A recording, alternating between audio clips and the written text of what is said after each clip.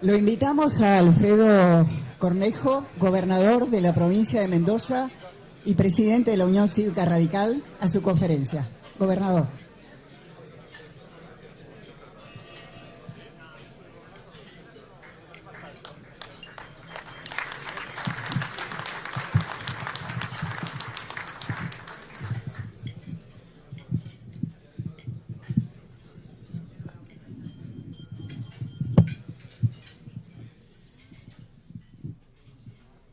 Bueno, muy buenos días a todos. Es un gusto estar aquí con ustedes.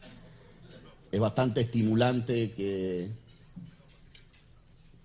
me convoquen a hablar de cómo vemos la Argentina en un ámbito de prestigio institucional, colectivo, como es el Rotary, este club que lleva muchos años, y en un ámbito de prestigio individual por quienes lo integran. Así que un agradecimiento especial a esa invitación.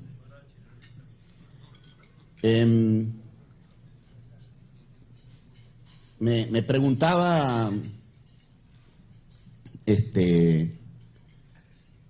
preparando un poco, pensando un poco en esta conferencia,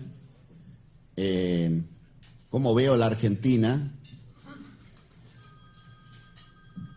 Me preguntaba exponer algunos datos, etcétera. Como cuando a uno le toca hablar, me gustaría ser diferente, entonces entré a ver algún video de algún conferencista aquí y después cerré todo y dije, bueno, a ver, yo soy de la generación nacida y criada en la actividad política en el 83, tengo 56 años, he dedicado buena parte de mi vida productiva a la actividad pública, al Estado, y me parece que no tengo que ser diferente, sino decir sin grandes preparaciones cómo veo el país en el contexto que se da este gobierno, el de Cambiemos, del cual formo parte como presidente de uno de los 3 partidos integrantes de esta coalición de gobierno del radicalismo, y en el contexto de la historia de la Argentina. Y en ese contexto, debo decir que los argentinos nos gusta mucho mirarnos el ombligo y siempre pensar que este es un momento terminal y este es el clic de la Argentina y demás. Y la verdad que ahí mi primera decepción para con el público, yo pienso que es un momento de relativa normalidad de la Argentina después de las excentricidades del último tiempo y que estamos en un país que va rumbo a la normalidad, pero que no es normal, pero que la situación no solo no es tan mala, sino que alienta un moderado optimismo de que podemos estar bastante mejor. Y si uno ve la historia de nuestro país, sin duda alguna era mucho más difícil gobernar la Argentina en el 83 para Raúl Alfonsín que lo que hoy día le toca a Cambiemos. Un contexto internacional infinitamente peor que el que tiene hoy nuestro gobierno de Cambiemos. Con lo cual, eso eran desafíos muy difíciles, muy complejos. Pero la verdad que también contextualizándolo desde la democracia esta parte, la Argentina no ha parado de caer. Y si tomamos al siglo pasado, tenemos que pensar qué es lo que nos ocurrió, que en estos 100 años hemos pasado de ser el séptimo, octavo país del mundo a ser uno muy por debajo de mitad de tabla, y cuántos errores hemos cometido en la dirigencia política, pero también en la dirigencia empresarial y desde luego en general en los dirigentes sociales y demás, con mucho más cargo para la dirigencia política. Y desde la democracia esta parte, los indicadores no son buenos. Los principales indicadores económicos y sociales no son buenos. Quizás que el mayor desafío, y no en una crisis terminal, es que podamos dar vuelta a la página y empezamos más a considerarnos como gobiernos de transición hacia un país más normal, más razonable, hacia un país que se pueda comparar incluso con países vecinos, como Uruguay, como Chile, no estoy comparando con Estados Unidos, como Colombia. Y en esa dirección creo que es el país que me gustaría ver. Un país donde las transiciones políticas son normales, donde votar en una elección es un trámite, donde las instituciones son más fuertes que los hombres y mujeres que lo ocupan, y eso es lo que me gustaría que lográramos.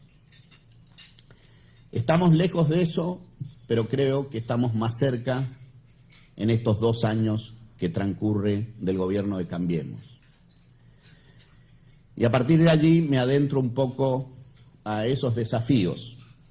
Creo que la gran dificultad que tenemos es que la mayoría de los argentinos no sabe que tenemos una gran fragilidad fiscal y el gran problema que tenemos es un déficit de ciudadanía y de dirigencia, de hablar con la verdad y dialogar con el ciudadano como si fueran personas maduras y no adolescentes. Y en ese sentido, la última campaña electoral no contribuyó en nada. Los 3 candidatos hicieron campañas populistas. Los 3 trataron de mostrar esperanza, como dicen los marketineros que hay que hacer en una campaña, mostrarle esperanza al ciudadano, y de tanto mostrarle esperanza al ciudadano, los 3 candidatos, pues el ciudadano nunca tomó cuenta de que estábamos en una alta fragilidad económica y que había una bomba de tiempo que había que desarmar porque si no explotaba. Y de tanto transmitir esperanza y marketing, hoy hay que explicar cosas que son difíciles de explicar porque se ha allanado el camino con anterioridad alentando esa esperanza. Entonces, explicar que el costo que pagábamos de energía o pagábamos de gas 11 centavos de dólar al principio del gobierno del presidente Macri, los consumidores, y que ahora a fin de año vamos a pagar 5,1 dólar en 2 años y algo, wow.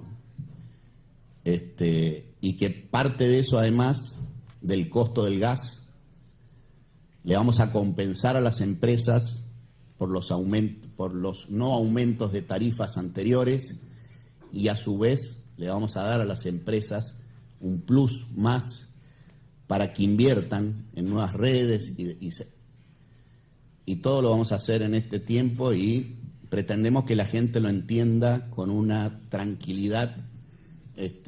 Cuando un departamento de 200 metros cuadrados en la ciudad de Buenos Aires hace 2 años atrás pagaba 50 pesos de gas por bimestre, y bueno, se hace difícil, muy, muy difícil, muy, muy difícil.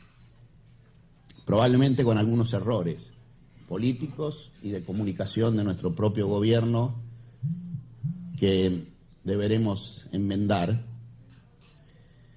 Pero es la salida del populismo, y esa salida no es un tránsito fácil, más si se abonó en la campaña tremenda esperanza y que esto se resolvía con 3 o 4 medidas, y esas 3 o 4 medidas iban a hacer que todo funcionara inmediatamente. Tanto populismo hubo en esa campaña que ninguno de los tres se animó a decir en un país profundamente futbolero que se terminaba el fútbol para todos y que había que pagarlo. Ninguno de los tres, cuando los periodistas, por ejemplo, le preguntaban qué iba a hacer con el fútbol para todos, y ninguno de los tres se animó. El punto es que se hizo, y aquí estamos, y no ha habido ninguna revolución, ¿no? Ni ningún estallido social por ello. Yo creo que ese es el gran desafío. No es económico, es político y cultural. Es de liderazgo, de hablarle a los ciudadanos más claro, muy concreto, y apelar al sentido común de las cosas. Y creo que eso se completa con un pacto de dirigentes de la élite argentina, política, económica, social, que nadie saque los pies del plato, porque el populismo permite que cualquiera que saque los pies del plato de ese pacto de élite le vaya muy bien, muy, muy bien. Entonces necesitamos ese pacto, ese acuerdo, para salir de esta situación y ser el país que todos pretendemos. Estamos en tránsito a eso y con dificultades, sin duda. Es un gobierno que tiene minorías legislativas en ambas cámaras, que es débil desde ese punto de vista, que solo administra 5 provincias, si bien esas 5 provincias son de las más grandes de la Argentina, particularmente la ciudad de Buenos Aires, que no es una provincia, pero que es muy grande y muy influyente, y la provincia de Buenos Aires, también Mendoza, y más pequeñas, Jujuy y Corrientes. Está obligada a tener todo el tiempo acuerdos, y de alguna forma se han logrado buenos acuerdos, como el consenso fiscal para bajar ingresos brutos, etcétera, pero que requiere un acuerdo mucho más fuerte acerca de qué hacer con la infraestructura, cómo financiarla, acuerdos mucho más fuertes de cómo hacer con nuestros sistemas penal y de seguridad, que, salido del problema económico, el principal problema que tienen las grandes ciudades es la inseguridad, enseñoreado una ideología del ultragarantismo y el abolicionismo que ha carcomido las facultades de derecho de la Argentina y ha carcomido la opinión pública, y es parte del combo del populismo que a la inseguridad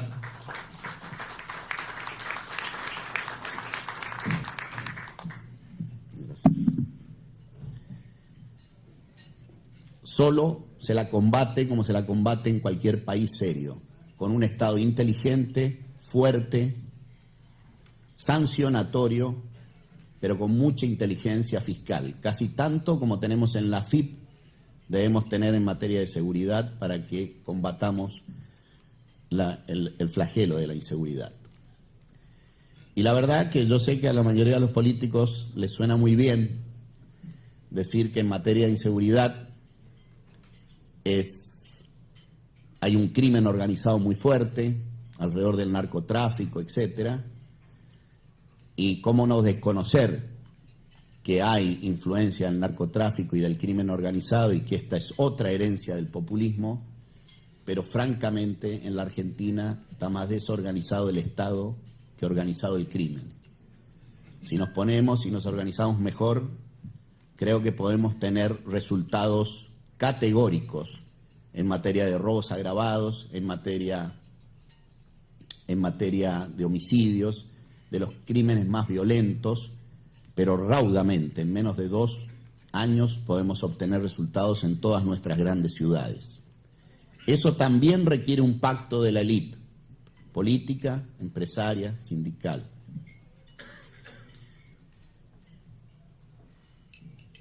Y además, también creo que requiere un pacto la legislación laboral, no desde el lugar que tradicionalmente se le ha planteado, sino desde la perspectiva de un cuentapropista, de una pyme, de una micropyme, que tiene que tener mucha libertad para contratar personal y muchísima libertad para desprenderse de ese personal, como es en España, como es en Colombia, como es en Chile, como son los países con los que queremos compararnos.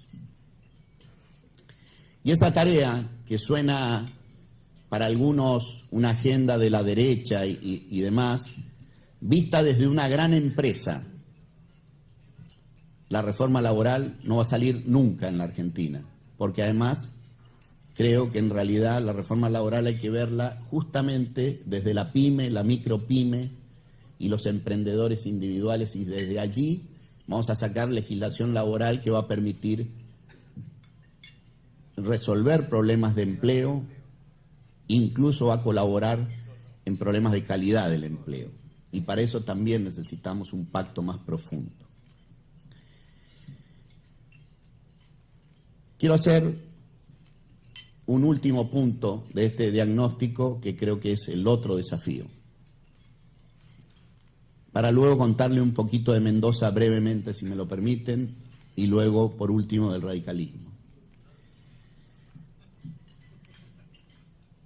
Yo considero, y en este ámbito estoy seguro que de cada 10 hay 8 empresarios o 7 empresarios, así que se va a entender perfectamente. La Argentina no ha parado de aumentar impuestos, de tener presencia impositiva, un aumento de la presión impositiva, y lo ha hecho en función de las necesidades del gasto público. Y tenemos lo que tenemos en las provincias, municipios y en el Estado Nacional, inmensos bolsones de improductividad de ese gasto. Como resultado de todo ese proceso, que se incrementó del 83 a la fecha, pero que ya no venía bien, como resultado de ese proceso tenemos un gran gasto público, pero paradójicamente, y mal que le pese a las empresas o a cierta ideología más pro empresas, como creo que debemos ser los que somos liberales en serio, es que tenemos mucho gasto público, pero un Estado bobo, grande, pero que no cumple las funciones sustantivas en las provincias de seguridad, administración de justicia, salud y educación, y las cubre cada vez peor con peores resultados. Y en la nación, las funciones sustantivas de la nación tampoco las cumplimos bien. ¿Por qué? Porque el Estado tiene un pésimo gerenciamiento del gasto, y eso no está ni siquiera en debate en estos tiempos. El principal problema del Estado hoy es el de gerenciamiento. Podríamos tener menor presión impositiva si tuviésemos en el debate público y auscultado por todo el ciudadano cómo administramos los recursos y cómo estamos malgastándolo. Y en ese sentido,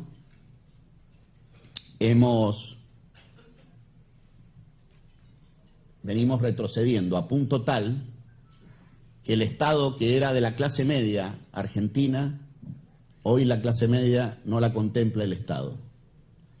Prácticamente la clase media lleva a sus chicos a la educación privada, la clase media se procura seguridad privada, con lo cual, ¿para quién quedó el Estado?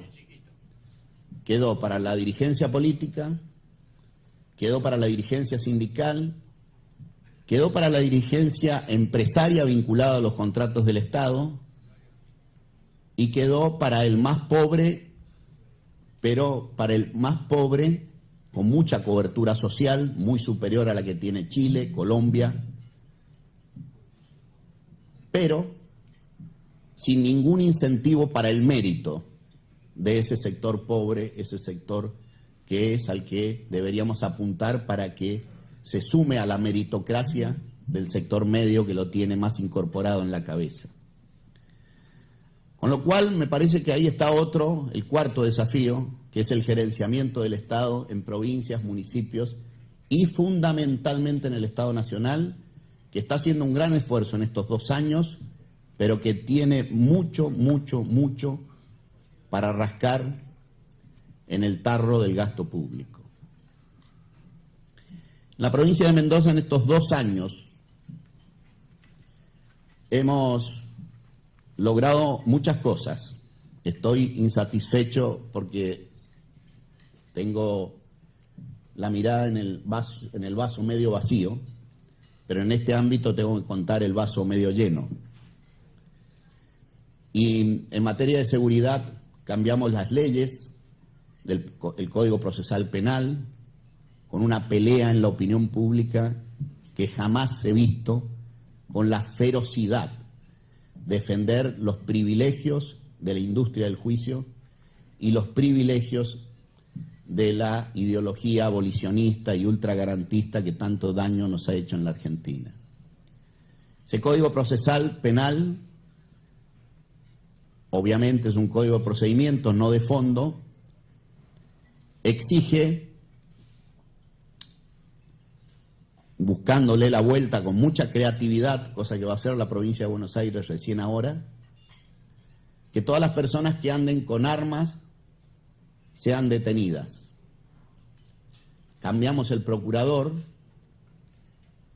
y el procurador hace cumplir esas directivas a sus fiscales y todas las personas que son encontradas con armas quedan detenidas. En un plazo de 2 años, desde que yo asumí, de 1 año y medio de que asumió el procurador, hemos bajado 45% los robos agravados, los robos con armas, y Mendoza, de haber estado en el 2014 en 9 homicidios cada 100.000 habitantes, en el 2015 en 7,8 homicidios cada 100.000 habitantes, en el 2016 7,5 homicidios cada 100.000 habitantes, en el 2017 registramos 5,1 homicidios cada 100.000 habitantes, por debajo de la media nacional, muy por debajo de la media nacional, que está en 6,6 homicidios cada 100.000 habitantes.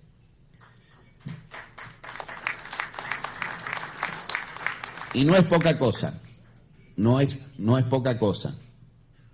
En robos agravados y en homicidio, con ese mecanismo y con gestión, hemos logrado eso.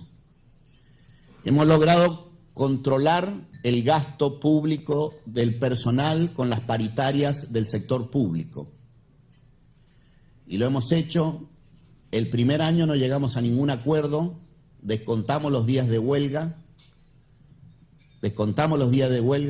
y el segundo año llegamos a todos acuerdos, menos con educación, a todos acuerdos, con un 17% sin cláusula gatilla de recomposición. Y en este año paritamos a final de año, en diciembre del 2017, para todo el 2018, y logramos un acuerdo para todos los gremios del 15,5 y menos en educación, y sacamos un decreto inmediatamente a la tercera propuesta. Y lo hicimos y hemos logrado en estos 2 años pasar de un 3% en el 2015 de inversión pública y 97% de gasto corriente en el 2015 a este año 11,5% de inversión pública en el 2017 y el resto de gasto corriente. Vamos en la dirección de los mejores momentos de Mendoza, que han sido en el siglo pasado, en la década del 60, del 70, donde el 30% es cuando Mendoza creció mucho. El 30% de su presupuesto era inversión pública y el 70% eran gastos corrientes. Muchas gracias. Es decir, controlar el gasto público en materia de personal en una provincia o en un municipio lo es todo. Tiene tal impacto sobre el costo, pero bueno, hay que poner liderazgo, hay que poner coraje, porque las paritarias del sector público mal manejados lo único que hacen es deteriorar el Estado, lo deterioran para sus servicios básicos y no permiten esa mejor prestación de esos servicios. Los avances en educación son incipientes, pero mientras nuestros chicos al principio no aprendían a leer y escribir, no leían ni escribían correctamente en segundo o tercer grado, que es cuando deben hacerlo ya, y terminaban la primaria sin hacerlo, hoy estamos un poquitín más cerca. La presencia del ítem aula, que se paga al docente que está frente al aula, ha permitido que el ausentismo sea muy bajo y además que el descontar más de 3 días de faltas en el mes ha permitido que tengamos un aumento de la asistencia del docente y del alumno, que ve que si el docente falta, ¿por qué no falto yo? En la primaria y en la secundaria, que han sido de alrededor del 50% con respecto a lo que se tenía en el 2015. Y se empiezan a lograr resultados alentadores en materia de educación con la presencia que se encuentre el docente y el alumno ahí en el curso. Yo creo que en la Argentina, pongo estos 2 ejemplos, necesitamos que estas cosas sucedan. Yo veo el medio vaso vacío de mi provincia y puedo contárselos. Hay mucha pobreza, hay muchísima pobreza, tenemos la tasa de desempleo baja, tenemos un modelo productivo que debe escalar a más, mientras somos muy dependientes del tipo de cambio, como buena economía regional muy transable, necesitamos otro tipo de cambio, pero también una provincia que a mí me gusta contar que es como Grecia. No está bien la economía de Grecia, pero todo el mundo quiere ir a Grecia. A nosotros nos pasa lo mismo, tiene mucha pobreza y además nosotros también, pero no queremos pinchar el globo de la Mendoza que todos tienen en la cabeza, fundamentalmente los porteños. Pero creemos que hay un gran espíritu emprendedor en Mendoza y tenemos que despertarlo, y lo estamos poco a poco despertando en varias actividades, entre ellas en la industria del conocimiento. Tenemos ya 2 empresas transnacionales mendocinas vendiendo servicios al exterior de la industria del conocimiento, y podemos hacerlo. Y así sucesivamente. El vino es muy exitoso porque tuvo un largo proceso de reconversión económica y porque tuvo mucho profesionalismo, y porque nuestros enólogos 3 meses hacen la cosecha en Francia y 3 meses la hacen en Mendoza. Hoy la gastronomía está creciendo porque nuestros chefs van a Perú y vuelven e intercambian con ellos, y vienen también acá, que es una gran plaza gastronómica, y también lo hacen en Mendoza, y estamos interactuando. Y mucho talento en Mendoza que hay que explotar, que hay que generar esas condiciones, y nosotros nos hemos permitido crear ese clima, que es en parte la tarea del Estado y de un buen gobierno. Hemos eliminado el déficit fiscal, que era del 7% del presupuesto, y hemos terminado el 2017 con equilibrio de gastos corrientes, y aspiramos terminar aspiramos terminar este año superavitariamente, y estamos reestructurando nuestra deuda, haciéndolo a mejores plazos y mejores tasas, con lo cual la cosa está mucho más sostenible para el futuro. Mendoza no tiene, ahora termino, okay. Mendoza no tiene reelección, por momento es bueno, por momento es malo. Creemos que tenemos posibilidades, pero dependemos mucho de la macroeconomía nacional. Creemos en Mendoza que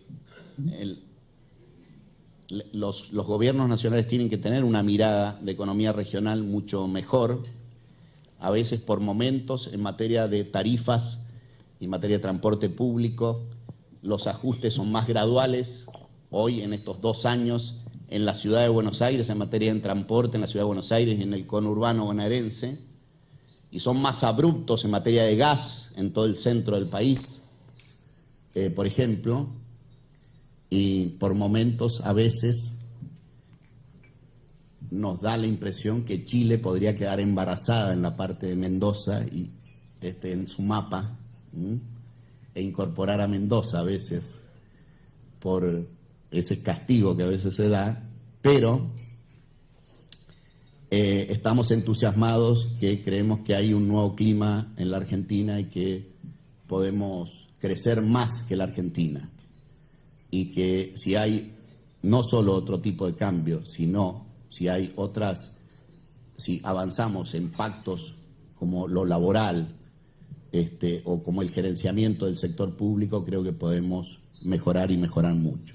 Por último, y referido al radicalismo, el partido que presido, y el cual, con mucho orgullo, creo que ha hecho contribuciones a este país importantes y ha cometido grandes defectos, pero he visto otros que han cometido grandes errores, que han deteriorado al país muchísimo y no piden disculpas, nunca piden disculpas, con lo cual yo ratifico que se acabó la culpa del radicalismo en la Argentina acerca de sus posiciones económicas, y queremos ser protagonistas de este periodo, de los próximos periodos de la Argentina, influyendo en una representación más genuina de los sectores medios de la Argentina, que son los progresistas, que son los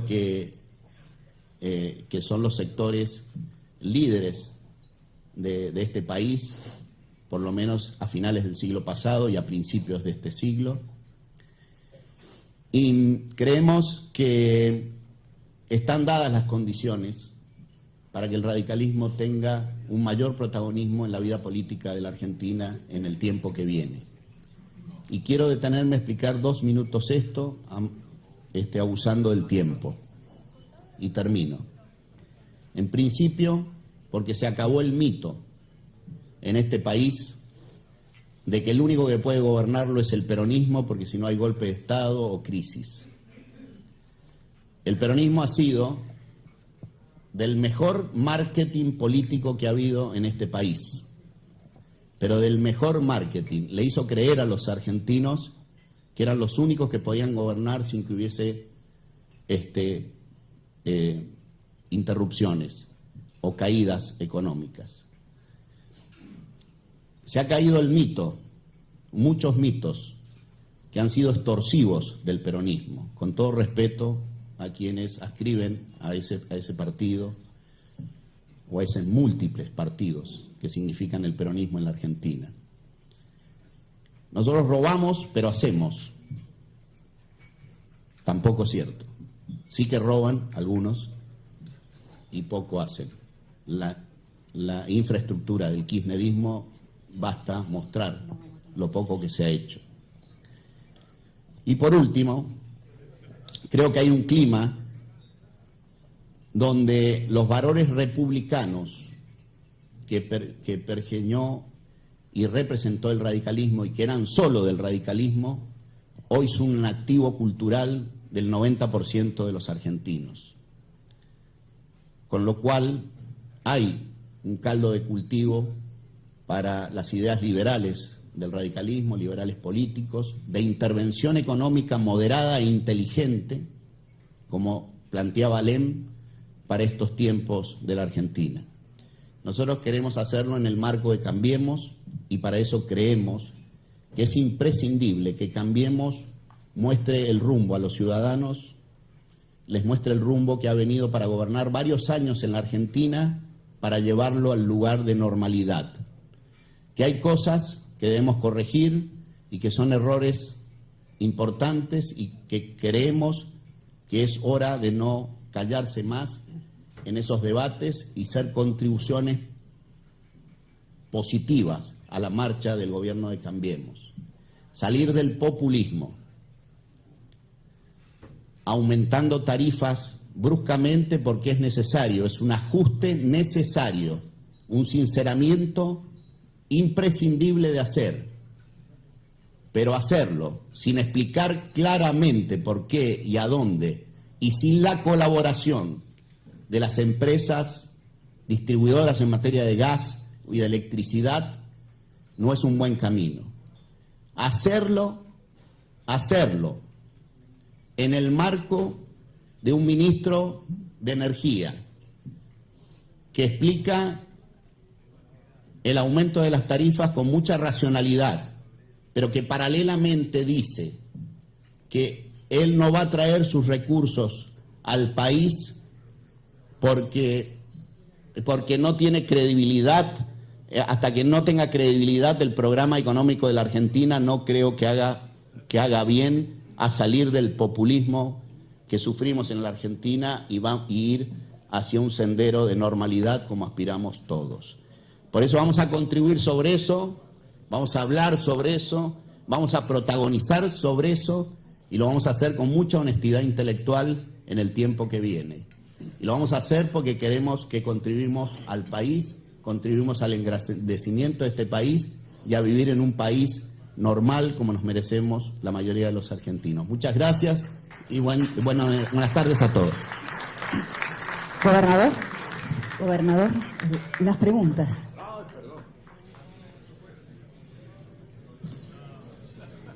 Bueno, le confieso que me ha obligado a cambiar un poco el orden de las que yo tenía pensadas, pero usted al comienzo de su charla dijo: no habrá reforma laboral en la Argentina.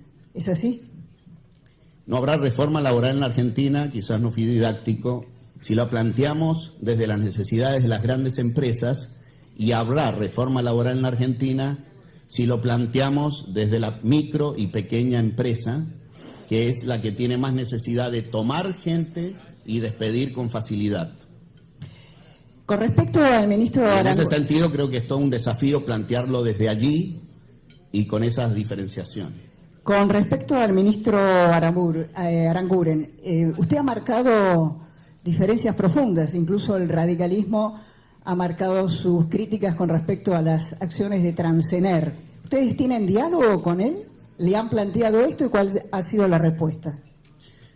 Bastante difícil tener diálogo con Aranguren, pero reuniones muchas, diálogo es interacción, es alguien que explica interactúa cediendo en algún punto, no lo he visto ceder en todo este tiempo. Paradójicamente después la justicia o el Congreso lo ha hecho ceder y le ha hecho meter la pata al gobierno en varias oportunidades, ¿no? Corríjame, hay una frase que ha trascendido después de la visita de la Unión Cívica Radical a la Casa Rosada. Ahí ha trascendido una frase suya que sería: necesitamos saber por dónde va el gobierno. La pregunta es cierta esa frase o es una frase que denota falta de comunicación dentro de Cambiemos? No, esa frase no es cierta, no. Lo que es cierto es que lo que se dijo es, ya que trascienden cosas parciales, es preferible contar la versión completa. El presidente, con mucho criterio, dice: estamos todos de acuerdo en que hay que reducir el déficit, la oposición también está de acuerdo en que hay que reducir el déficit, estamos todos de acuerdo en que hay que bajar impuestos, estamos todos de acuerdo en que hay que crecer, estamos todos de acuerdo en que hay que tomar deuda en este momento para cubrir el déficit, para que no sea doloroso el ajuste, pero que básicamente la deuda no debe tomarse más que para crecer, para obras de infraestructura, para crecimiento. en todos estamos de acuerdo, todos, absolutamente todos. Si estamos todos de acuerdo en que hay que ajustar el déficit y hay que ir reduciéndolo progresivamente, el punto que plantea el gobierno es ¿cómo lo hacemos? Tráiganme una propuesta, a quien sea, distinta a la que nosotros estamos ejecutando. Lo que digo yo, dije yo, en todo caso en ese contexto, porque se dijeron un montón de cosas y descontextualizadas son, digo yo, a ver, primero que la mejor forma de reducir el déficit en forma más armoniosa y no de un golpe, un shock, si se optó por el gradualismo, es crecer, con lo cual el déficit va a ir reduciéndose si paralelamente se hace un trabajo sobre el gasto, como se viene haciendo. Ahora, se me está preguntando, se nos está pidiendo una opinión, díganme qué ajusto distinto a lo que está haciendo el gobierno, y ahí digo yo, acá se han tomado decisiones antes, se han tomado muchas decisiones antes sin que hayamos tenido participación. Los 100.000 millones del blanqueo se aplicaron en gran medida en la reparación histórica y se aplicaron y esa decisión se tomó, y lo que recibió la ciudadanía en la reparación histórica decodificó en ese mensaje es decir, quiere decir que la cosa previsional no está tan mal. Si hay una reparación histórica es porque tenemos fondos para enfrentar eso. 6 meses después se metió un proyecto después de las elecciones de reforma previsional porque el sistema jubilatorio estaba quebrado. Y la verdad que todos sabíamos que el sistema jubilatorio estaba quebrado. En la campaña sabíamos que el sistema jubilatorio estaba quebrado. Los tres candidatos en la campaña sabían que el sistema jubilatorio estaba quebrado. Por lo tanto, se tomaron decisiones políticas muy fuertes y además se le compensó a la provincia de Buenos Aires de una sola vez 65.000 millones de pesos, de una sola vez, y ahí se tomó una decisión política. Es decir, si hay problemas, si cada vez tenemos menos margen para achicar el déficit, es porque antes se tomaron un montón de decisiones de las cuales muchos de nosotros no fuimos consultados, y eso fue, en ese contexto, fue que se le dijo esto. ¿Cuál es su opinión sobre las acusaciones de Elisa Carrió al ministro Lorenzetti, al presidente de la Corte Suprema de Justicia? ¿Cuál es la posición de la Unión Cívica Radical? Voy a dar la opinión mía. No puedo hablar por todos. Mi opinión categóricamente es que no me consta nada de lo que ahí se dijo, y además que creo que si lo que queremos dar es la imagen de un país serio que quiera atraer inversiones extranjeras y nacionales, si al frente de la Corte tenemos un mafioso, difícilmente podamos atraer, es más una respuesta de una republiqueta bananera que de un país que quiere atraer inversiones, ¿no? Gobernador, ¿cuál es su posición con respecto a la Unión Cívica Radical en la capital? El partido es proclive a que haya una interna entre Rodríguez Larreta, Lustó. Lustó puede ir por su cuenta. Es un tema complejo que no está resuelto. ¿Cuál es su posición? Categóricamente debe participar de Cambiemos el radicalismo de la capital, debe competir en el marco de Cambiemos, y además creo que Martín Lustó es un activo político muy importante para el radicalismo en el país y en la ciudad de Buenos Aires, y es uno de los dirigentes políticos más inteligentes que tiene una generación joven de la Argentina, que necesitamos tenerlo protagónico y no excluido del debate de Cambiemos y de la colaboración de Cambiemos. Bueno, usted lo ha mencionado, pero usted le ha planteado al gobierno el peligro de que la base electoral de Cambiemos, que es la clase media, a partir de decisiones económicas empiece a deteriorarse. Sé que han expresado esa preocupación. El gobierno en todas las encuestas aparece gobernando para los ricos y cada vez invierte más en los pobres. La tarifa social de los servicios públicos es quizás el mayor detalle, el más representativo. Pero además hay un nivel de inversión social o de gasto público social en la pobreza muy fuerte. Mal gerenciado, por lo tanto, no es mal gerenciado por este gobierno. A ver, este gobierno está mejorándolo, pero es mal gerenciado por el Estado hace mucho tiempo y no contribuye no contribuye en materia de pobreza, de reducir la pobreza, el gasto del Estado. Sin embargo, el ajuste necesario de la Argentina, reitero, el ajuste necesario en la Argentina lo está pagando los sectores medios y medio bajos, que fueron los que pagaron el abultado Estado que tuvimos en la década, a finales del siglo pasado y todo este comienzo de siglo, ¿no? Le hago la última pregunta. ¿Usted aspira a acompañar al presidente Macri en el 2019 como candidato a vicepresidente? Mire, tengo una respuesta que me da un poco pena, porque si algo no me gustan son las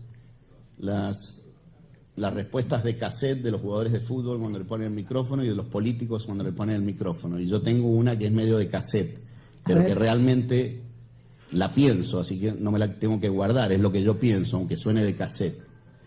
Yo estoy más interesado que la Argentina se transforme en un país serio y que la coalición Cambiemos demuestre certidumbres a futuro y que venga con mucha generosidad el equipo del presidente, con mucha generosidad, a integrar Cambiemos, que Cambiemos sea cada vez una fuerza política que viene para quedarse en la Argentina por mucho tiempo y que los ciudadanos vean que, bueno, no, esto viene para largo, que ocupar un espacio en la fórmula presidencial. Pero si no fuera usted, ¿podría ser otro radical? Sí creo que tanto aparecer en el periodismo, que es como le hicieron la gente del PRO de la Ciudad de Buenos Aires a Facundo Manes, de mencionarlo de candidato todo el tiempo y demás, y después al cierre de lista le dicen, no, ¿sabes qué? Que un focus group y no sé qué cuestión dice no sé cuánto, pero tenés que ir cuarto y no primero. Eso es una crítica a Durán Barba. No. Yo creo que cuando uno quiere agarrarse con el entorno es porque es cobarde y las decisiones las toman pocas personas en cosas. Así que eso no. Yo creo que la dirigencia política menosprecia mucho al presidente Macri y ha demostrado ser un político hábil y un buen político. Con lo cual, cargarle sobre su entorno, no, creo que es una decisión que se tomó y no es una crítica. Es decir, objetivamente largan en los periódicos que yo puedo ser vicepresidente y entonces, y la verdad que no es algo que yo esté buscando de ninguna manera, y prefiero excluirme para ser escuchado y no estar siendo mencionado creyendo que hay que quedarse callado. Y no, me parece que tenemos que debatir bien a dónde llevamos el país, porque es una oportunidad seria que tenemos. Soy optimista, podemos mejorar mucho, pero si nos escuchamos más y nos respetamos más. Gobernador, muchísimas gracias. No, gracias a ustedes.